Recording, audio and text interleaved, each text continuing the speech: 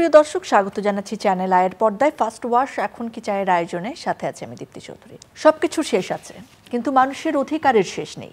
শাসক এবং রাষ্ট্র পরিচালকরা এই সত্যটা ভুলে যান। বিশেষজ্ঞদের মতে স্বাধীনতা উত্তর বাংলাদেশেও প্রতিটি সরকারের শাসনামলে রাষ্ট্রের জনগণের অধিকার শাসকদের দ্বারা কম বেশি পদদলিত হয়েছে। এটা হয়েছে রাজনৈতিক, অরাজনৈতিক, সামরিক, বেসামরিক সব সরকারের সময়। অরাজনৈতিক ও সামরিক সরকারগুলো রাষ্ট্রের শৃঙ্খলা প্রতিষ্ঠার নামে দমন পীড়ন করেছে, জনগণকে হরণ করেছে মানুষের গণতান্ত্রিক অধিকার। রাজনৈতিক সরকারগুলোর আমলে অনেক সময় রাষ্ট্রীয় ক্ষমতা নিরঙ্কুশ ও স্থায়ী করার জন্য হরণ করা হয়েছে বাক ব্যক্তি স্বাধীনতা, কেড়ে নেওয়া হয়েছে ভোটাধিকার। ক্ষমতায় যাওয়া বা ক্ষমতায় টিকে থাকার জন্য রাজনীতিবিদদের অনেকেই অনাচার, দুরাচার, কদাচারের চারণভূমি বানিয়েছেন এ দেশটিকে। রাষ্ট্রের মালিক যে জনগণ, জনগণ যে রাষ্ট্রের সার্বভৌম ক্ষমতার উৎস, এ কথা মনেই হয়নি জনগণের প্রতি শাসকদের আচরণ দেখে। দর্শক, আমাদের আজকের আলোচনার বিষয় রাষ্ট্র হোক জনগণের।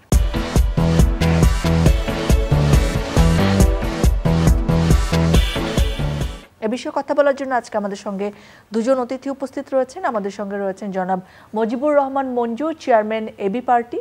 আমাদের সঙ্গে রয়েছেন অধ্যাপক ডক্টর সাব্বির আহমেদ, রাষ্ট্রবিজ্ঞান বিভাগ, ঢাকা বিশ্ববিদ্যালয়। আপনাদের দুজনকে স্বাগত জানাচ্ছি, অনেক ধন্যবাদ আমাদের সময় দেওয়ার জন্য। আমি স্যারকে দিয়ে মনে হয় শুরু করি। অধ্যাপক ডক্টর সাব্বির আহমেদ স্যার, গ্রাউন্ডটা যদি আমরা ক্লিয়ার করতে চাই আমার দর্শকদের জন্য, যে জনগণের মালিকানা বা জনগণের রাষ্ট্র বলতে আমরা আসলে কি বুঝি? জনগণের রাষ্ট্র যদি এটা ব্যাখ্যা করতে চাই, আপনার প্রথমে আমার বোঝা দরকার যে রাষ্ট্র কি দিয়ে হয়। রাষ্ট্র একেবারে বেসিক রাষ্ট্র সম্পর্কে যে ধারণা, সেটা হচ্ছে রাষ্ট্র একটা নির্দিষ্ট ভূখণ্ড থাকবে, তার একটা জনসমষ্টি থাকবে, সার্বভৌমত্ব থাকবে এবং সরকার থাকবে। চারটা বেসিক উপাদান। আর আমাদের সংবিধানে যেটা বলা হয়েছে যে এই রাষ্ট্রের মালিক হচ্ছে জনগণ, যেটা আর্টিকেল 7-এ বলা হয়েছে আর কি।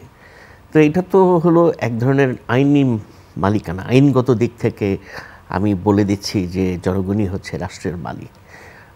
মানে কি, রাষ্ট্রের এই রাষ্ট্রের শাসন পরিচালনা থেকে শুরু করে অধিকার ভোগ করার ক্ষেত্রে সব ক্ষেত্রেই জনগণই হচ্ছে মূল কথা। জনগণকে ঘিরেই এই রাষ্ট্র পরিচালিত হয়। আর কখন এটা খর্বিত হয় স্যার, কখন মালিকানা খর্বিত? হ্যাঁ, মালিকানার আমি সেই প্রসঙ্গে আসছি। কারণ রাষ্ট্রের মালিকানা একটা যেটা বললাম, যেটা আইনগত, তার মানে এটা তাত্ত্বিক দিক থেকে জনগণকে বলা হচ্ছে যে তারা রাষ্ট্রের মালিক, কিন্তু বাস্তবে কি জনগণ সেই মালিকানাটা ভোগ করতে পারে কি না, এটা আসলে নির্ভর করে দুইটা বিষয়ের উপরে। একটা হলো আমি আমার জায়গা থেকে বলছি, একটা হলো তার অর্থনৈতিক সক্ষমতা। এটা হলো নাম্বার 1। কারণ পৃথিবীর প্রত্যেকটা রাষ্ট্রেই আপনার মানুষের পার্থক্য আছে, এবং এই পার্থক্যটা কিন্তু তৈরি হয় তার অর্থনৈতিক সক্ষমতা দিয়ে। এটা একটা বড় জিনিস। আর একটা হচ্ছে ফ্রিডম, তার সেই স্বাধীনতা আছে কি না, মানে তার অধিকার ভোগ করার সেই স্বাধীনতা আছে কিনা। যে কারণে আমরা দেখি যে রাষ্ট্রে এই দুটো জিনিসের যদি অভাব হয়, তখন কিন্তু ওই আপনার মালিকানার ক্ষেত্রে জনগণের যে অংশগ্রহণের বিষয়টি, সেটার মধ্যেও কিন্তু পার্থক্য হয়ে যায়, যেটা আমরা বাংলাদেশের একদম স্বাধীনতার পর থেকেই দেখেছি যে বিভিন্ন সরকারের আমলে মানে জনগণের নামে শাসক শ্রেণী ক্ষমতা ভোগ করে, শাসক শ্রেণী ক্ষমতা দখল করে, কিন্তু যখন তারা ক্ষমতায় গিয়েছে প্রত্যেকবারই কিন্তু এই আপনার সবার আগে যে জায়গাটাতে তারা আঘাত করেছে জনগণের, সেটা হলো ফ্রিডম। তুমি একে ফ্রিডম দিচ্ছি, কিন্তু মানে কন্ট্রোল, তুমি আমার মতো করে ফ্রিডমটা কি ভোগ। সেই জায়গাটা থেকে স্যার আমি রাজনীতিবিদ যেহেতু আছেন আমাদের কাছে, তার কাছে যেতে চাই। মজিবুর রহমান মঞ্জু, গত 15 বছরের যে দুঃশাসন, সেটা নিয়ে এখন অনেক কথা হয়, কিন্তু 54 বছরের স্বাধীনতায় আমরা কখনোই জনগণের রাষ্ট্র প্রতিষ্ঠা করতে পেরেছি কিনা, এটা একটা বড় প্রশ্ন। স্যার যে প্রশ্নটি আসলে তুললেন, সেই জায়গায় মনে হয় উত্তরটা বেশিরভাগ ক্ষেত্রেই হবে না, বাংলাদেশের জনগণ আসলে তাদের মালিকানা সেভাবে প্রতিষ্ঠা করতে পারেনি। কেন প্রতিষ্ঠা করতে পারেনি? এখানে রাজনীতিবিদ বা রাজনৈতিক দলগুলোর দায় কতটা, কি মনে করেন? জনগণ মালিকানা প্রতিষ্ঠা করতে পারেনি বিষয়টা পরিপূর্ণভাবে বলা যাবে না। ধরুন 71-এ কী করেছে জনগণ? 71-এ তো 71-এর পর থেকে আসলে 71-এ স্বাধীন করেছে। বাংলাদেশের কথা ধরেন আমি বলছেন। যদি মোটা দাগে 3টা পিরিয়ডকে বলি, 71-এ জনগণ তার মালিকানাটা দেখাতে পেরেছে, 90-তে পেরেছে, এবং সেটা তো আন্দোলন, রক্ত দিয়ে। না, আমি বলছি যে 24-এ পেরেছে। অর্থাৎ মানে যারা মালিক হয়ে বসেছিল, এই যে তাদেরকে সরিয়ে দিয়ে তার মালিকানাটা সে প্রতিষ্ঠা করতে পেরেছে। সেটা কি সহজে পারলো? রক্ত দিতে হলো। না, তা তো অবশ্যই, সেটা আমি বলছি। ওই যে আপনি যে বলছেন যে মালিকানা সে দেখাতে পেরেছে কিনা, কখনো কখনো পেরেছে, কিন্তু আপনি হয়তো বলবেন যে ধরে রাখতে পেরেছিল কিনা। হ্যাঁ, না, ধরে রাখতে পারে নাই। কেন পারে নাই? আমাদের যে গণতান্ত্রিক পদ্ধতি, সেই পদ্ধতিটাই হচ্ছে এমন যে আপনি সবাই মিলে ক্ষমতা প্রয়োগ করবেন না, আপনার পক্ষ থেকে কেউ না কেউ পরোক্ষভাবে ক্ষমতা প্রয়োগ করবে।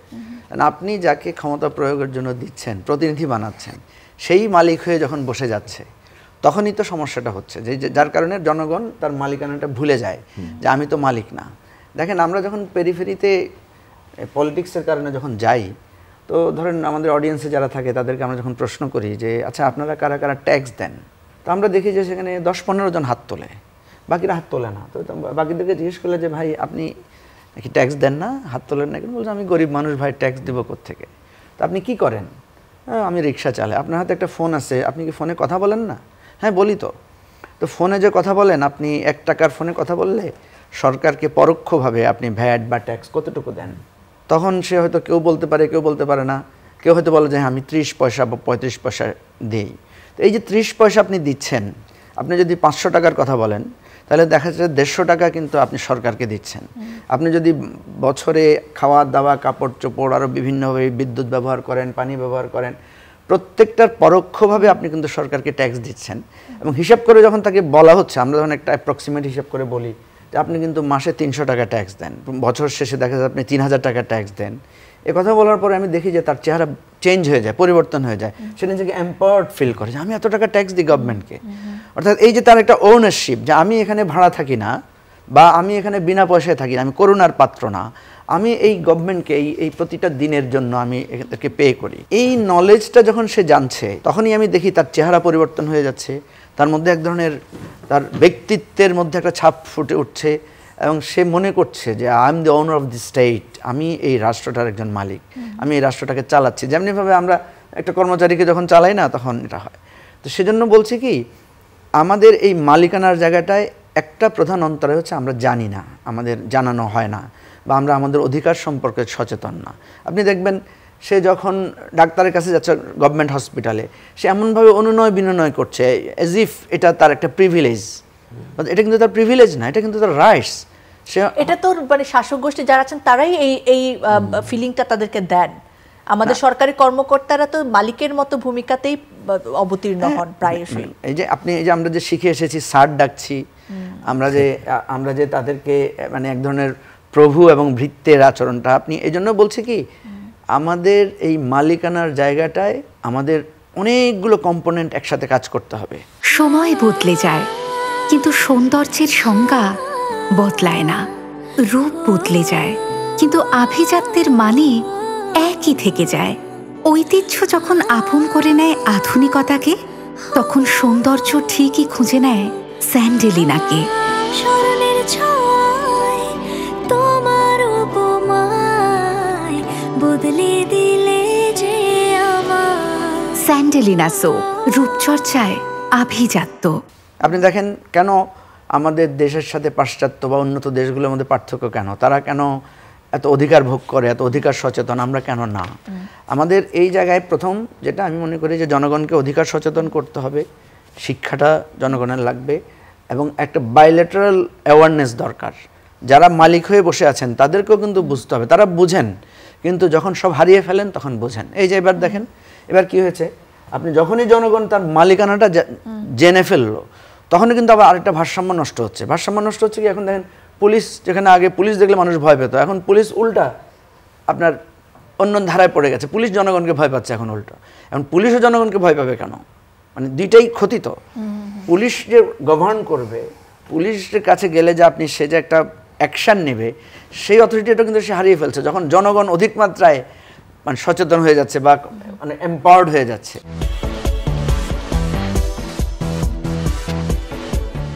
প্রফেসর সাব্বির, আপনার কাছে একটু জানতে চাই যে বৈষম্য তো আসলে যে রাষ্ট্র বলে যে আমার জনগণ রাষ্ট্রের মালিক, সেখানে তো সেই জনগণ সকল শ্রেণী পেশা ধর্ম জাতি সকল গোষ্ঠীর মানুষজনই।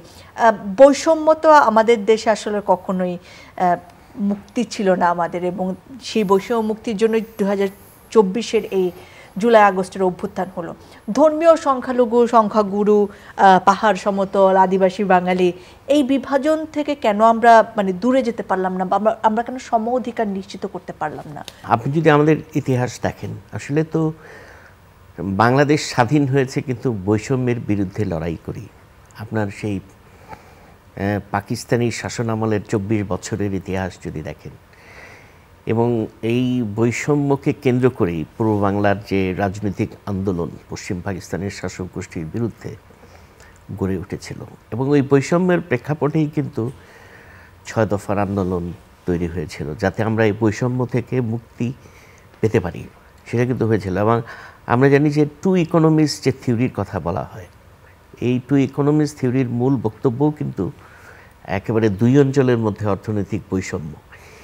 এই অঞ্চল দেখা যাচ্ছে যে পাকিস্তানের রিসোর্স জেনারেশনের ক্ষেত্রে, মানে সম্পদ সৃষ্টিতে যেখানে এই অঞ্চলের মানুষ গুরুত্বপূর্ণ ভূমিকা রাখছে, বা অধিকাংশ ক্ষেত্রেই সে ওই অঞ্চলের সাথে এগিয়ে ছিল, কিন্তু সেই পরিমাণ বিনিয়োগ কিন্তু এদিকে হচ্ছিল না। যেটা এগুলো ইতিহাসের কথা আমরা সবাই জানি। তো বৈষম্য তখনও ছিল। আমরা স্বাধীনতার পর থেকে এটাই আমাদের আকাঙ্ক্ষা ছিল যে বৈষম্য থাকবে না, কিন্তু সেটা হয়নি। সেই স্বপ্নই থেকে গেছে আর কি। এখন এই প্রথম যে প্রশ্নটা, দ্বিতীয় প্রশ্নটাই হলো খুব গুরুত্বপূর্ণ, যে এই যে পাহাড় সমতল বা বাঙালি অবাঙালির মধ্যে যে বৈষম্য, আরও ধর্মীয় বৈষম্য, এই মানে এই জায়গা থেকে আমরা কেন বেরিয়ে আসতে পারলাম না, এই প্রশ্নটার সাথে আমার মানে আমি সামটাইমস এই বিষয়টা নিয়েও কিন্তু আমি ভেবেছি যে এটা থেকে আমরা বেরিয়ে আসতে পারছি না কেন। সম্ভবত আমার উত্তরটা হচ্ছে যে এক ধরনের কলোনিয়াল কনস্ট্রাকশন আমাদের এই মানে ব্রিটিশ কলোনিয়াল শাসনের সময় থেকে আমাদের মধ্যে আস এবং দেম, আমরা এবং তারা, ডিভাইড ইন রোল, এই আস এম দেমের আদারিং করা, এই আদারিং কালচারটার শুরুই হয়েছে ব্রিটিশ পর্ব থেকে আর কি। হ্যাঁ, এটার আরও গ্লোবাল হিস্ট্রি আছে। কালচারালি আমরা ইনহেরিট করে আসছি, এই জিনিসটাই আমরা কালচারালি ইনহেরিট করে আসছি। দেখুন, এই যে সংখ্যাগরিষ্ঠ সংখ্যালঘিষ্ঠ, একটা সময়ে বাংলাদেশের বুদ্ধিজীবীরাও এই কয়েনিংটা করতো যে বাংলাদেশ হচ্ছে একটা হোমোজেনিয়াস সোসাইটি। হোমোজেনিটি বলতে বোঝানো হতো যে বাঙালি মানে ম্যাক্সিমামই আমরা বাঙালি, তার মানে যে আরেকটা যে জনগোষ্ঠী আছে তাকে আমরা স্বীকারই করতাম না, অনেকটা অস্বীকার করার মতোই। এই যে কনস্ট্রাকশনগুলো, যা আস এবং এই কনস্ট্রাকশনগুলো এই ব্রিটিশ শাসনের মাধ্যমে আমাদের মধ্যে তৈরি হয়েছে, ব্রিটিশ শিক্ষা ব্যবস্থা মধ্য দিয়ে আমাদের মধ্যে তৈরি হয়েছে। এখন এটা আমি মনে করি ইটস এ কালচারাল প্রবলেম। এটাকে দূর করতে হলে আপনার নতুনভাবে যে বয়ান্তর তৈরি করা, সমাজকে আমরা কিভাবে দেখব, আমার চারপাশের মানুষকে আমি কীভাবে ট্রিট করব, এই আলোচনাগুলো, এই নতুন বয়ানগুলো যদি আপনি শিক্ষা ব্যবস্থার মধ্য দিয়ে আমাদের একাডেমিক কারিকুলামের মধ্যে যদি এটাকে আপনি না নিয়ে আসতে পারেন, তাহলে আমার মনে হয় না এটা থেকে আমাদের খুব শীঘ্রই মুক্তি সম্ভব। মুজিবুর রহমান মঞ্জু, আপনার কাছে আসতে চাই। রাজনীতিবিদ যেহেতু রাজনীতির জায়গাটাতে আসতে যাবে, রাজনীতিই তো আসলে সব কিছু পরিচালনা করে, সেটা সংস্কৃতি বলেন, সামাজিক পরিবর্তন বলেন, সব কিছু। 1971 সালের মহান মুক্তিযুদ্ধ একটি রাজনৈতিক পদক্ষেপ ছিল, এবং যে বৈষম্য আমরা দূর করতে চেয়েছি, আলটিমেটলি আমাদের সেই স্বপ্ন পূরণ হয়নি বলেই 90 আসতে হয়েছে, 24 আসতে হয়েছে। রাজনীতিবিদদের সদিচ্ছার অভাবেই কি আসলে আমাদের যে সম অধিকার সেটা আমরা নিশ্চিত করতে পারি না?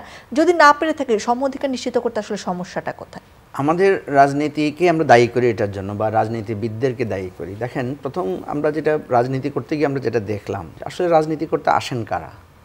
দেখেন, খুব কোয়ালিটি পিপল কিন্তু রাজনীতি করতে আসেন না। এর কারণও মানে এটাও একটা প্রধান কারণ যে আপনি বলছেন যে রাজনীতি সবচেয়ে গুরুত্বপূর্ণ, সেই top of the decisive role but সেই রোলটা মেক করছে কারা? আপনি যদি একটা সার্ভে করে দেখেন, মেধাবীদেরকে জিজ্ঞেস করেন যে সে কী হতে চায়, কেউ কিন্তু বলবে না যে আমি পলিটিশিয়ান হতে চাই। একদম ফার্স্ট বেঞ্চার, সেকেন্ড বেঞ্চার সবাই বলবে কেউ আমি ডাক্তার হতে চাই, আমি ইঞ্জিনিয়ার হতে চাই, আমি নানা প্রফেশনালস ড্রিম তার মধ্যে থাকে। কেউ আপনাকে বলবে না যে আমি একজন পলিটিশিয়ান হতে চাই।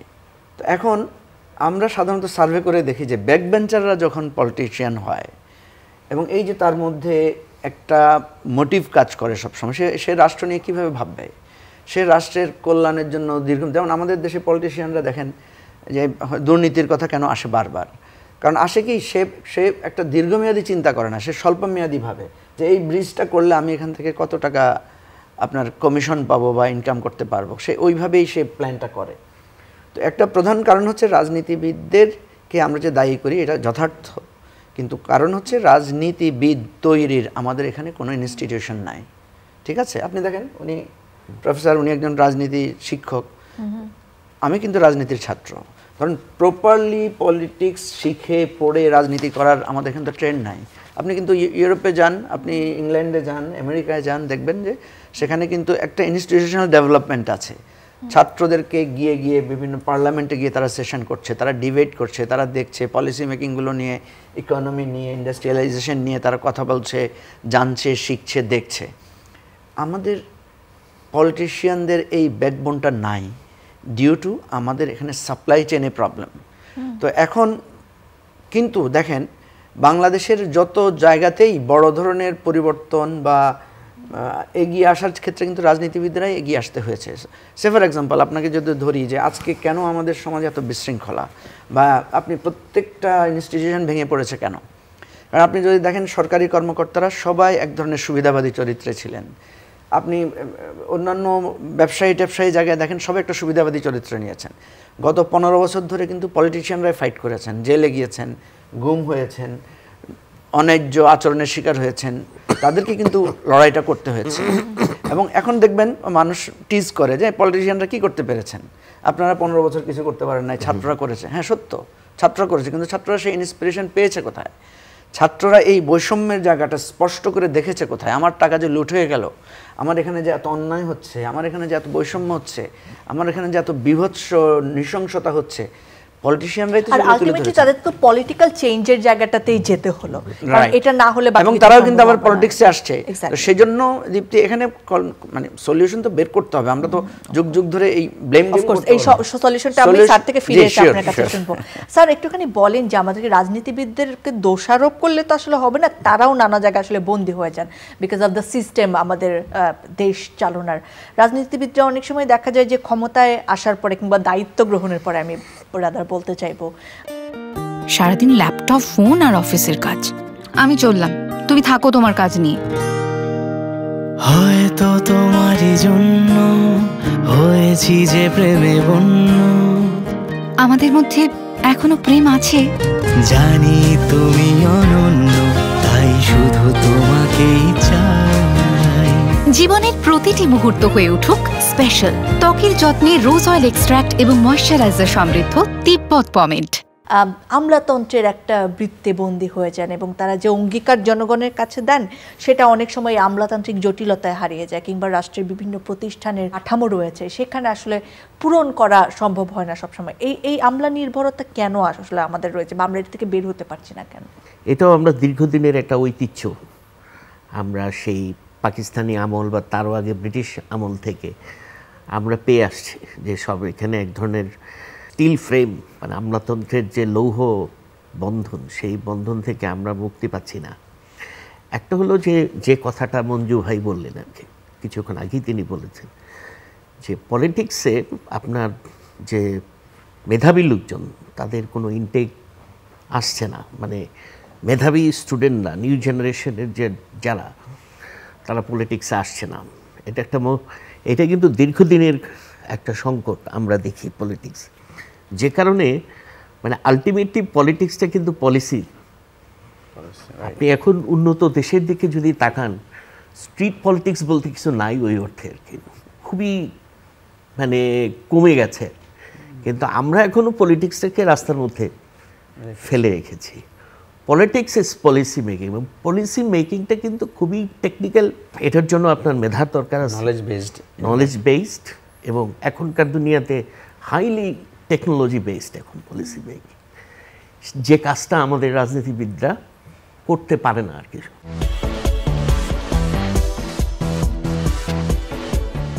পুরনো রাজনৈতিক শক্তিরা যখন আবার নতুন কিছু আশা বলেন, মানুষের একটা হতাশা থাকে, একটা অনাস্থার জায়গা থাকে, বিকজ আমরা অনেকবার এরকম আমাদেরকে আশ্বস্ত করা হয়, তারপরে আমাদের আশা ভঙ্গ হয়। বাংলাদেশের জনগণ তো সেটা দেখেছে। পুরনো রাজনৈতিক দল কিংবা আমাদের যে রাজনৈতিক ব্যবস্থা, সেখান থেকে আমরা যে আমাদের নতুন আশার কথা বলি, সেটা বাস্তবায়নে কী কী চেঞ্জেস আসলে আনা দরকার? নতুন আর পুরাতন একটা দ্বন্দ্ব আছে, নতুনদেরকে কেউ স্পেস দিতে চায় না। এবং সংস্কার, আমরা কেন এই সরকারের কাছে সংস্কার চাই? কারণ আসলে যারা ট্র্যাডিশনাল তারা সংস্কার করতে চায় না। তো এই জন্য আমরা চাই যে এই সরকারটা যেহেতু একটা সাময়িক সরকার, তার কোনো পপুলারিটি বা পপুলিজম ওইভাবে দরকার নাই, ফলে সে অনেক কঠিন সিদ্ধান্ত নিতে পারবে। তো আপনি যেটা বললেন যে নতুন রাজনীতি করার যেই আকাঙ্ক্ষাটা, এটা কেন হয় না?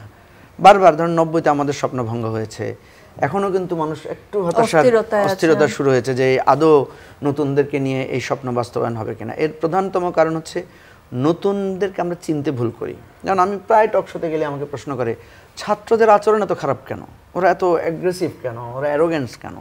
তা আমি সবসময় বলি যে ওরা একটু চেঞ্জ, অ্যাগ্রেসিভ অ্যারোগেন্ট বলেই তো হাসিনাকে তারা সরাতে পারছে, আমরা একটু ট্র্যাডিশনাল বলেই তো আমরা পারি নাই। সো এইটা একটা, এখানে বাইলেটারাল একটা হেল্প লাগবে। একটা হচ্ছে ছাত্রদেরকেও নতুনদেরকেও আমাদেরকে অ্যাক্সেস দিতে হবে, প্লাস গাইড করতে হবে। ওদেরকে যদি আমরা মানে আউটরেডেড না করে দিই, ওদেরকে যদি বকাবকি করি, ওদেরকে যদি সমালোচনা করি, তাহলে দেখা যাবে যে ওরাও ওদের অ্যারোগেন্সটা কমাবে না, ওরাও অ্যাকোমোডেট করবে না, ওরাও তখন পাল্টা করবে। ফলে দেখা যাচ্ছে এই যুদ্ধে প্রায় সময় দেখা যাবে নতুনরা হেরে যেতে পারে, কারণ বড়দের কাছে তো অভিজ্ঞতা আছে। এখানে দুই পক্ষের একটা, ছোটদের যেভাবে বুঝতে হবে যে না বড়দের অভিজ্ঞতা আছে, তারাও এক ধরনের কাঠিন্য অতিক্রম করেছে। তো এই দুই পক্ষের মাঝখানে যারা সিভিল সোসাইটির লোকেরা আছে, বুদ্ধিজীবীরা আছে, তারা যখন এগুলো নিয়ে লেখালেখি করবেন, বলবেন, আপনাদের মতো যারা মানে সোসাইটিকে আপনারা মোটিভেট করতে পারেন নানা কথা বলে, আপনাদেরও এখানে মানে হচ্ছে কি, এটা একটা ওভারঅল সকলের পার্টিসিপেশন লাগবে। এবং একটা নতুন জিনিসকে পরিবর্তন করা, রাজনীতিতে যেটা বলছে নতুন বন্দোবস্ত হাজির করার জন্য কিন্তু আমাদেরকে ধরে ধরে আলোচনা, সমালোচনা, যত্ন, এই সবগুলোর সমন্বয়টা লাগবে। আপনার কি মনে হয় যে এই সময় দাঁড়িয়ে আমরা জনগণের রাষ্ট্র প্রতিষ্ঠা করার দিকে এগিয়ে যাচ্ছি, বা এটা সম্ভব? অবশ্যই সম্ভব। আমাদেরকে তো আশাবাদী হতে হবে, হতাশার পথ দিয়ে তো কোনো ফল আমরা পাবো না। সম্ভাবনা আছে, কিন্তু ব্যারিয়ারটা খুবই ডিপ রুটেড আমাদের ব্যারিয়ারগুলো। তো আমরা মনে করি যেহেতু আমরা এত বড় একটা পরিবর্তন করতে পেরেছি, সবচেয়ে আশার দিক হচ্ছে এটা কিন্তু গ্লোবালাইজেশনের যুগ। আপনি এখানে বসে কিন্তু আপনি সারা পৃথিবীর উন্নয়ন টের পাচ্ছেন। সুতরাং আপনি এখানে বসে কুপমণ্ডুক হয়ে থাকার কোনো সুযোগ নাই। আপনার গ্রামে গঞ্জে ইন্টারনেট চলে গেছে, আপনি সবার মধ্যে একটা কমিউনিকেশন এস্টাবলিশ হয়ে যাচ্ছে। জনগণ কিছু বোঝে না, এই ধারণা থেকে বের হয়ে আসতে হবে। জনগণ অবশ্যই বোঝে বলেই জনগণ পরিবর্তনে বারবার একদম। স্যার, আপনি কতটা আশাবাদী যে এই সময় দাঁড়িয়ে জনগণের রাষ্ট্র প্রতিষ্ঠা হতে পারে বাংলাদেশে? না, দেখুন, আমি সত্যিকার অর্থে আমি যেটা মনে করি আর কি, ফেসিবাদের পর্ব শেষ, এখন আমাদের গণতন্ত্রের পর্বে যেতে হবে এবং এটাকে মানে দীর্ঘায়িত করতে হবে। এটা যেন আর কোনোভাবেই পেছনের দিকে ফিরতে না পারে। আপনি দেখেন, আমি এই উদাহরণটা দিয়ে আমার কথা শেষ করি। ভারত দীর্ঘ দিন ধরে যে গণতান্ত্রিক প্রক্রিয়া চালু করার ফলেই ভারতে যেসব মানে এই কাস্ট সিস্টেমের কারণে যারা এতদিন রাজনীতির বাইরে পড়েছিল, তারা কিন্তু এখন সংগঠিত হয়ে গেছে। এবং তারা, আপনি উত্তরপ্রদেশের দিকে তাকান, ওইখানে যতগুলো রাজনৈতিক দল আছে সব কিন্তু ওই মানে নিম্ন বর্ণের হিন্দুদের দল, এবং তারা রাজনীতিতে অংশগ্রহণ করছে, তারা তাদের ভয়েস রেজ করছে, তারা তাদের অধিকারের জন্য লড়াই করছে। অর্থাৎ গণতন্ত্র সবচেয়ে বড় চাবিকাঠি জনগণের ক্ষমতা কিংবা তাদের যে মর্যাদা, জনগণের মালিকানা প্রতিষ্ঠার জন্য এটাই আমার কাছে মনে হয় যে একমাত্র উপায়। ধন্যবাদ আপনারা দুজনকে আমাদের সময় দেওয়ার জন্য। ধন্যবাদ প্রিয় দর্শক, আপনারা যারা সঙ্গে ছিলেন। জনগণের অধিকার প্রতিষ্ঠা হবে, তাদের মর্যাদা সমুন্নত থাকবে, বাংলাদেশের সত্যিকারের মালিক যারা, তারা তাদের যে ভোটাধিকার সেটি প্রয়োগ করতে পারবেন। এই স্বপ্নটা দেখা মনে হয় এখন খুব একটা বড় কিছু না, বা এটির সময় আসলে এই স্বপ্ন বাস্তবায়নের। দর্শক, আজকের মতো বিদায় নিচ্ছি, আবার দেখা হবে, আবার কথা হবে।